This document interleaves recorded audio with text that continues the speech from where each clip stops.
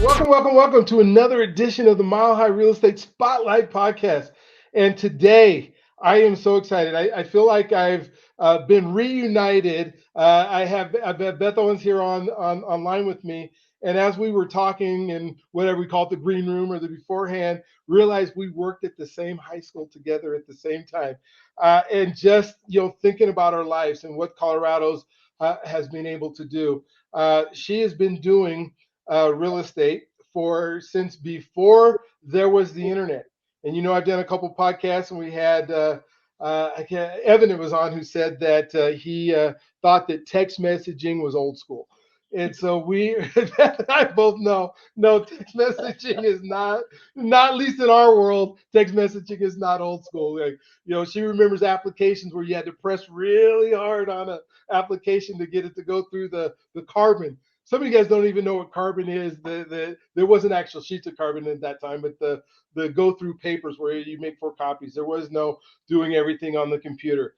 What was happening back then was relationship, and I think it's still true today. How important relationship is in a transaction. We have this all this new technology with artificial intelligence and computers that run as fast as they can. We have Zillow. We have, the ability to look up properties and find everything yourself. But the one thing that the computers can't do is build relationships. So one thing that the computers aren't able to do is to look into the heart and to the soul of people and say, these are your goals. These are what you love. These are the things that you would like. Let us help you find that. And so today, as we talk with Beth, and I'm so excited she's on, because if success leaves clues, here are some clues to follow. Here are some things that we can do as in her case, a real estate agent, or in my case, a lender, to help you to be able to get what you want. And so, Beth, thank you for being on today. I so appreciate our time that we got to spend together and being able to do this together. And hopefully, we'll get to do a few more of these. But if you can kind of first just tell people how to get a hold of you, because I want them to be able to call you. And then we'll go into your story a little bit. I know, but I want everybody else who's watching and listening to know it. So go ahead. Sounds good. I'm a realtor with Your Castle Real Estate, and the best way to reach me is my cell phone.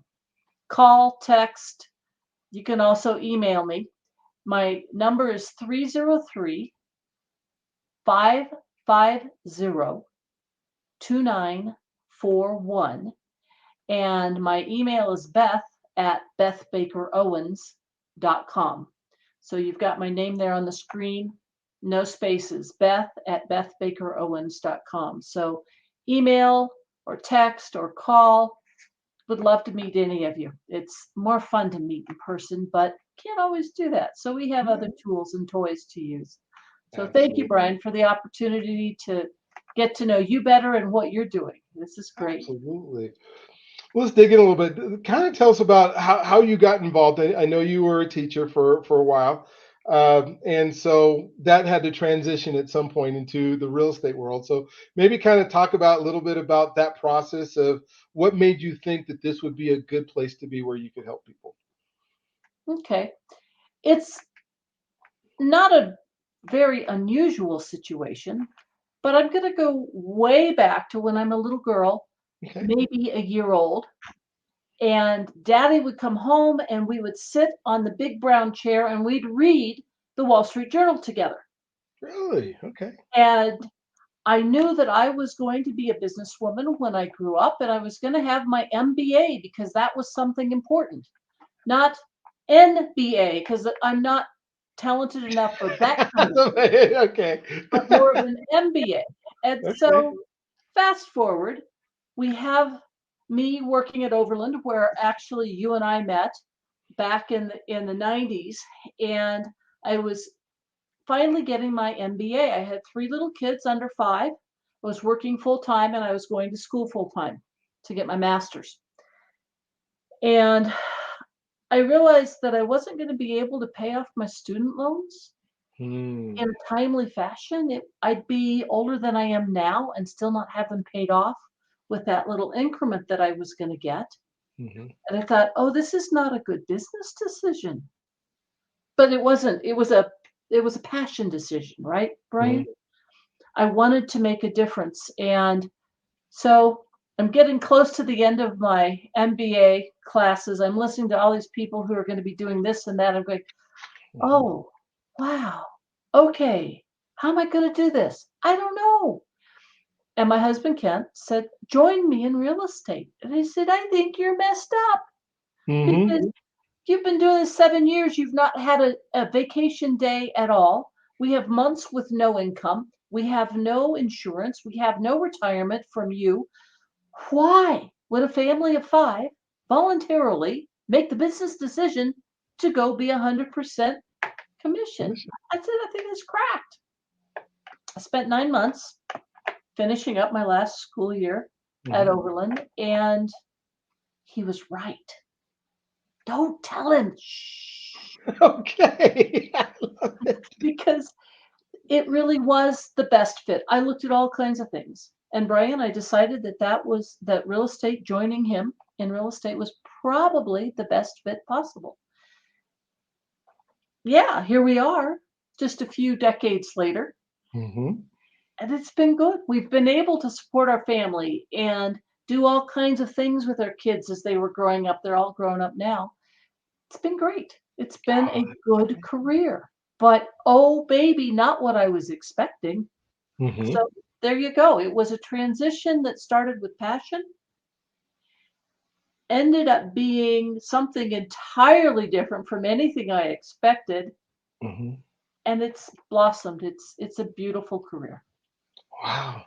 And so how did I know you were a chemistry teacher, and as a chemistry teacher, we think that's all left brain science, you got a lab coat on, you're telling people, you're just thinking a different way. And then Yeah, you get over to the real estate where we kind of think of that as the emotional side of people trying to decide what colors do I like, or what I like aesthetically, or how do those two come together for you? How did that work in your world? Because you're obviously very successful at it, so good there had to be something great in there. good question. When I went into real estate, I realized that I did not understand sales. Hmm. Give me numbers, give me formulas. I was good with the kids, I was good with people, so those parts were still fine. Sales part? Oh, baby, I wasn't so sure about that. So I started learning from Mike Ferry. Okay. This is when Tom he was not grown up yet. Okay. The Okay, little so dude. he was a little dude. We're a medium-sized dude Yeah. anyway. And so I started learning about sales through Mike Ferry. Now, Mike Ferry has a pretty hard approach on sales. And so that's how I cut my teeth, Okay. was on his approach, which was not necessarily my comfort zone. I, Hmm. I can be very cut and dry. There are Hmm. certain things that are just facts, and this is what we have to deal with. But I also have a tender heart, and so his approach was a very big learning curve for me. And I continued then to learn all the way through and figure out how do you balance the art and the science that Hmm. go with the sales and real estate. So it's been a lot of fun. Oh, cool. Well, what do you think your favorite part about being a real estate agent is? What of all the things that, and I know for a lot of people, it's just to see that person get into their home and that kind of stuff. But there might be a story behind one of them that just makes it. This is why I do this, and I've been doing it for 20 years, because you don't spend the amount of time you do on something and not love it. I think it goes back to why I went into real estate, why I finally said this is probably a good place to be. When we were newly married, my husband and I were close to Overland High School because we had one car and I Mhm. had to walk to work. So I was within walking distance of school. Okay. And our landlady called me up and said, you need to move or buy the townhome. It was a different market than today. Hmm. And it's like, oh, I think we need a lender and a realtor and some things like that. She said, no, well, I'll take care of you. Yeah, she took us. Wow. And it was at a time when the market was dipping. uh, Several things happened. but they ended up where we ended up behind financially for several years until we had enough value in the property that we weren't upside down anymore. Okay. Not a good place to start. Mm-hmm. And so our fortunes would have been different if I'd said, no, I'm going to do something different. But I had said yes. It ended up being a good investment. 13 years later or so, we did make money and we were able to sell for a profit and the like. And we had refinanced a few times. Thank Mm-hmm. goodness interest rates went down from double digits to No. high single digits, and we were delighted. 9 is a great interest rate. Isn't that crazy? You go Imagine from that. high double digits to 9, you're going, Yeah, this is great. this is So awesome. at that point, I realized that our lives would have been different Mm-hmm. in so many ways. And it can make generational wealth if you can find yourself in a real estate transaction where you can build equity, Mm-hmm. have the equity increase so that then you're able to have a much better net worth. Mm-hmm. It's generational wealth, right? Yes, it is. It is. It is. So that really is what struck me Mm-hmm. as important, and it continues to this day.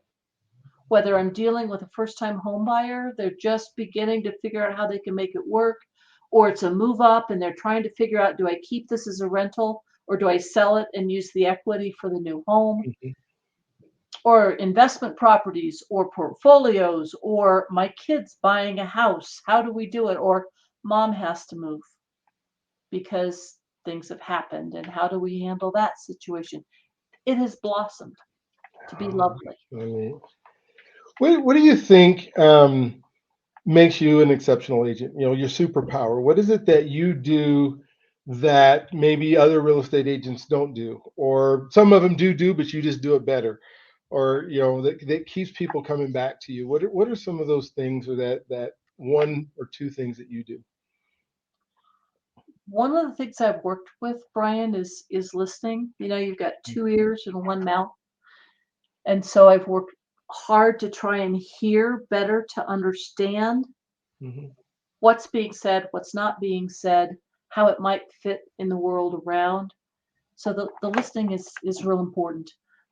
About 7 years ago, the Betcher Foundation decided that they wanted to have a cadre of people who are coaches.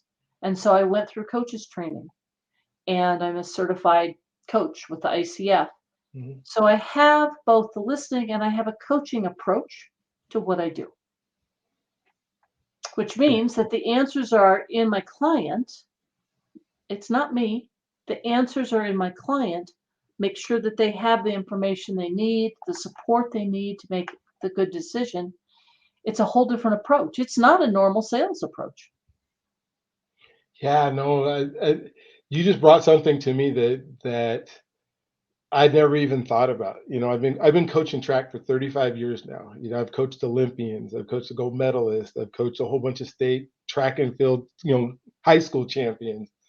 And I think I take that approach to life is, how do you walk somebody from where they're at and not knowing to being really good at something and knowing pretty well. Uh, and through a transaction, I see how important that could be. It's not just the relationship, yeah, you like me, but how can I take you from, like you said, listening to where I'm at to what I really want. And I think that if you're able to provide that for people, what they really want, because they don't really know what they want, right? I mean, are there times that you can remember where you've brought somebody into a home and they've given you a list of everything that they believe they want, and then you help them find what they really want? Has that happened a few times, or? Oh, all the time. Yeah. There's the disparaging comment that buyers are liars. Yeah, Hmm. that's not the case. No, no. The case is that they're learning what's available Mhm. and they're learning what's important. Two different things. And Wow. then they have to put it together. So that is, it's huge. And the other thing about a coach is a coach sees what you could do, where you could grow. Potential. Yeah. It's the potential and encourages you, but also holds up a mirror and says, okay, this is what I see. What do you see? Wow, that is so cool. Maybe expand a little bit on that. I love what you said about important and what I want. Maybe expand. What are some things that people that you have to help them show that this is important and it needs to be important to you? Are there some things you can think of in top of mind that you know are consistent? I guess that these are important, or is it just everybody has different things that are super important? I think one of the basic pieces is that for all of us, when you purchase, you want to have it's about a place. Hmm. So it's understanding the place. What are the almost a SWOT analysis, if you'll pardon the MBA Okay, part, there we go. strengths, weaknesses, opportunities, threats, right? Mhm. So you can compare homes kind of in that way. Yeah. And then the other piece is more affective. It's what is the lifestyle that I'd like to have? Hmm. How would I like to live? It may not be how I live now, but how would I like to live? If I have a buyer who's wanted to have a dog, we're talking dog, right? They want to have a dog. And so they don't have a dog yet, but they're going to be walking the dog in the neighborhood. So borrow your friend and your friend's dog and walk in the neighborhood. How does it work? Consider how the yard would be or whatever, right? Would Hmm. be with the dog. What would life be like for you? And so that's the lifestyle piece where you do envisioning, there's a little grounding, there's some reality, there's, a little bit about timing. Those pieces kind of all go together. And so is it the same for everybody? Not necessarily, Yeah. but it's like with loans, right? Mhm. There's certain parameters that have to be met because we're dealing with real estate. It Mhm. has real Yeah. requirements, right? Yeah. But there are many ways to affect a transaction and make it work. Yeah. Some of the things you're saying are just so important as I think of the coaching. Like, when I think of your story of you guys having one car and then you have to go to work and he has to go to work. Well, yeah, it's important that you find a place that allows that to work, Uh-huh. so other things don't, and it's, you think of schools where, people need to be where, if they got 5 kids or 4 kids that are all at school age, probably need to be in proximity, to a school so they can go to events and all the things that happen as part of the education, but at the same time, what type of lifestyle do people want? Hmm. you know Yeah. and you have real estate agents sometimes that will take people, they're getting their first home and they take them to start looking at model homes that are out in southeast Aurora that are at $1 million, and you go, hello, the realistic part of that is now you've kind of let people down because now they're comparing every place you're showing them to this $1 million home that's out there, which I guess you want to be able to dream, but there's step, right? I mean, Well, and so that's where you have some of the science hmm, that goes with the art. yeah, For some people, they're dreamers, right? hmm, They have to see where they'd like to be eventually to hmm, start getting there. For hmm, other people, not being there now is too upsetting, hmm. not the way for them to get motivated to work through whatever they have to. That's awesome. And that's why it's always important to have the buyers talk with the lender and maybe talk to a couple of lenders, find who you're comfortable Hmm. And sharing all those financial things that you may or may not even like to fess up to anybody about, right?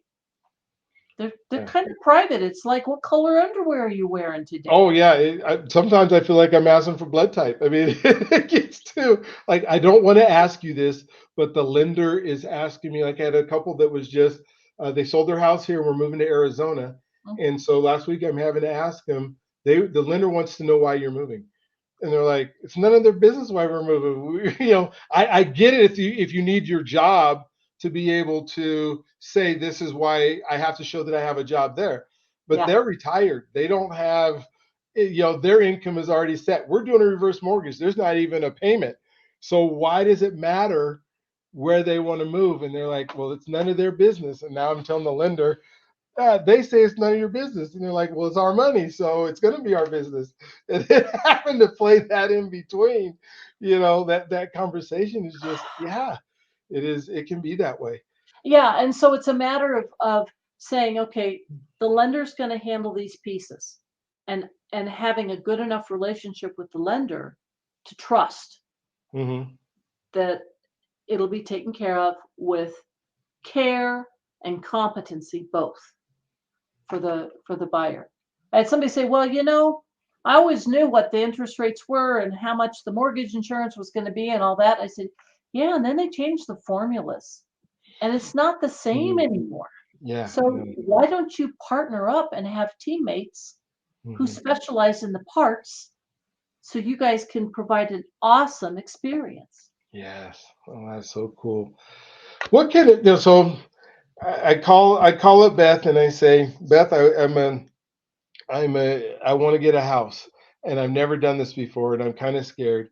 What can they expect from you? What is it that they can expect that they're going to get when they come to that question with you and start that process?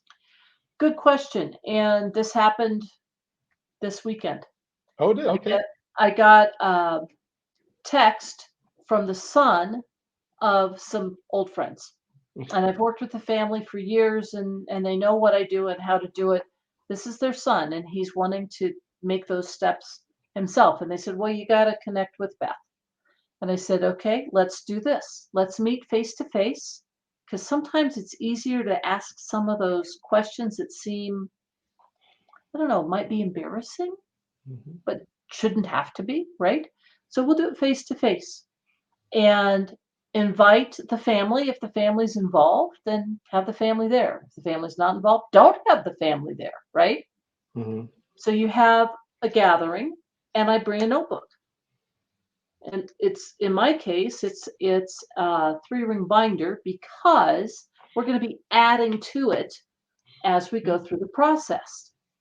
And I gave the young man the binder and he said, well, Beth, I don't even know what this is. I said, well, of course not. We're going to go through this together. Not a I problem. love it. And he said, but there are tabs with nothing behind them. I said, of course not. You're not done with the process. Mhm. And he said, well, I might not even work with you. I said, of course not. This gives you a start. This is where we start. We just have to have a start. So we went through the different sections, went through and answered his questions. And then, of course, mom and dad had questions, and his sister had questions because it was a family thing. Mhm. And we got, I think, pretty good understanding of kind of big picture, where are we going? How much money might I need? What's the process? And I said, and you can come back here to this anytime.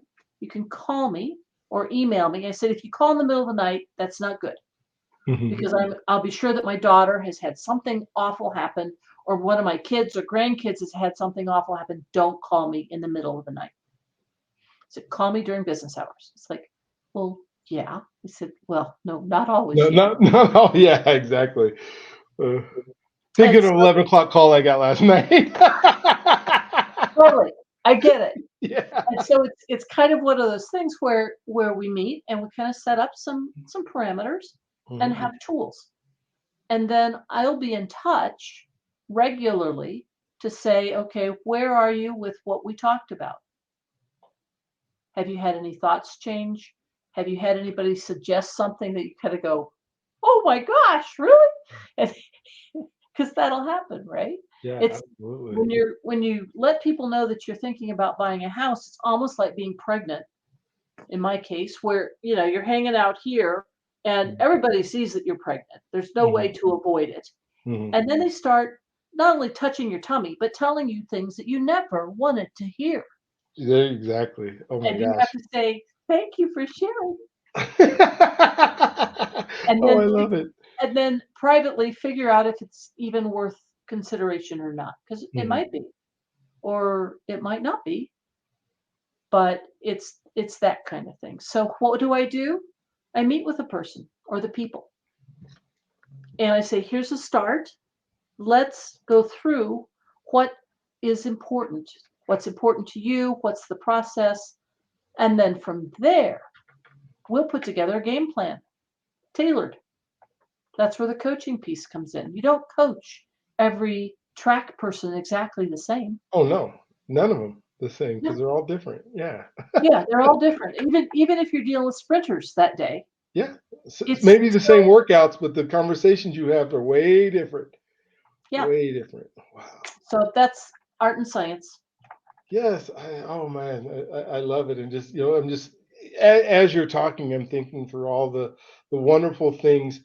Maybe we can, we're getting towards the end here, but maybe you can give us one really good client story of, somebody you took, whether it was a first time home buyer or a senior helped, that just, over the couple of decades that something that you remember all the time because it was such a, whether it was hard or easy or, I start thinking about my assumption is going to be a situation where it was stressful. And what I want to hear through that is, I guess, how did you help that person get through this stressful situation? Because buying a home shouldn't be stressful, but Oh, it can be one of the most stressful things that person does in their life, right? it's right up there. It's right up there with death and marriage and Yeah, yeah, birth and all those biggies. yeah. The person who comes to mind is still a very dear friend. Okay. And when I met her, her home had not sold. It was an expired listing. Hmm. And she was so frustrated. She had just lost her third husband. She had, I don't know, 3 birds and 4 cats and 6 dogs. I don't know. She had a menagerie. Can we just say that? Hmm. Yeah. She had a menagerie. And um, she hadn't been served well when she'd listed her house, and that's why it had expired. So I met with her and I said, well, what do you want to do? And we worked through that. And we figured out that she really needed to go from Parker to somewhere closer to where she was working. She had like 3 more years before she was going to retire. And she wanted to make sure she stayed everything on one level. Because as you know, for seniors, sometimes stairs become an issue. She wanted to still be able to deal with pets and all those kinds of things. So we got her home listed, trimmed down the herd a little bit, and or the menagerie a little bit, and then started looking for where she was going to go. And we had a date that she had to be out of her house because that's how it goes, right? You sell and then you have to move. That's kind of how it is, especially if somebody's going to live there for their own home.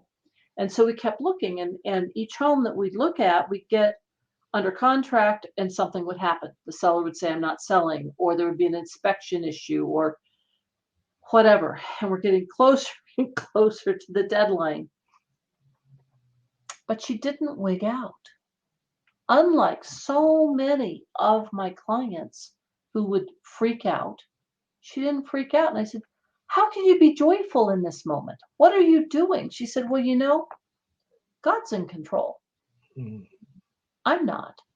She said, I will do the best I can with what I have. I trust you to work together with me to make things happen. And she said, he's charge. He's in Mhm. charge. And so it will work out, even if you and I can't see it right now. And sure enough, it did. And she ended up exactly where she needed to be a few years down the road.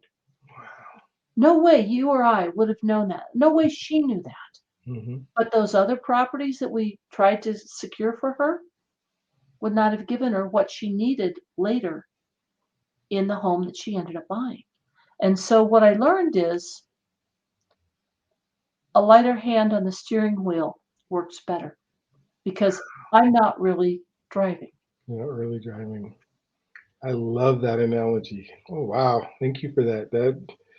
Wow, that is neat. That is neat.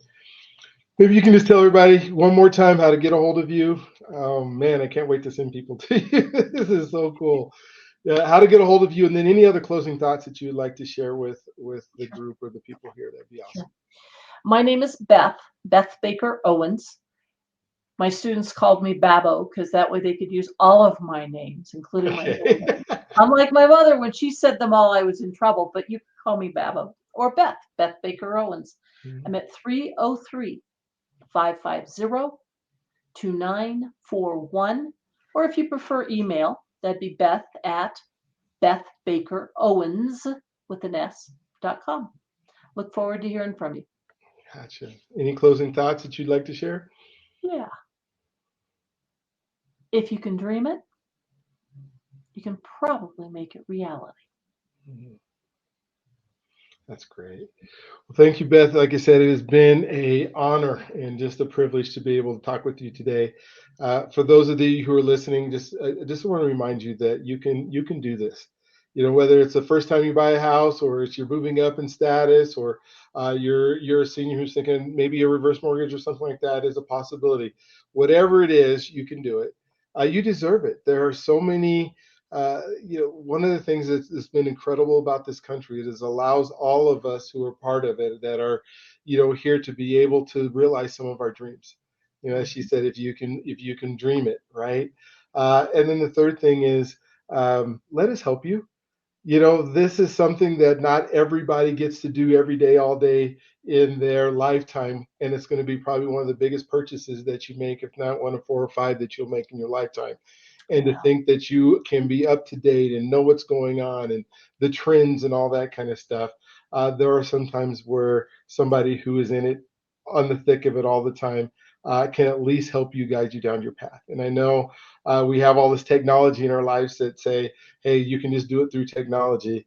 And what I'm saying is, even the technology hasn't caught up with the expertise of the folks that that are here or that we talk to in this podcast all the time. So thank you for being part of another great edition of the Mile High Real Estate Spotlight broadcast. I'm Brian, I'm your host, and I can't wait to help you in any way that I can. And Beth, again, thank you for being on.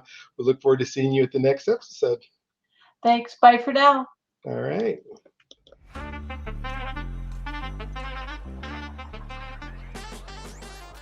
This is Brian Arnold, and if you are listening to this part, you've just watched one of our episodes of the Mile High Real Estate Spotlight, where we've just talked to one of the best of the best. And I want to thank whichever guest that was here. They are phenomenal. They are amazing. They are the top of the top, the best of the best that are in our industry that are here with us today. And so I encourage you to please call them, pick their brains. They work for you. They enjoy working for you. They are incredibly good at it. And so I want to make sure that you give them a call. So whoever you listen to, whichever one you saw that you were there, please do that. The other thing is everyone deserves a home. Everyone deserves a home. I say that at the end of my show. You deserve it. Let us help you do it.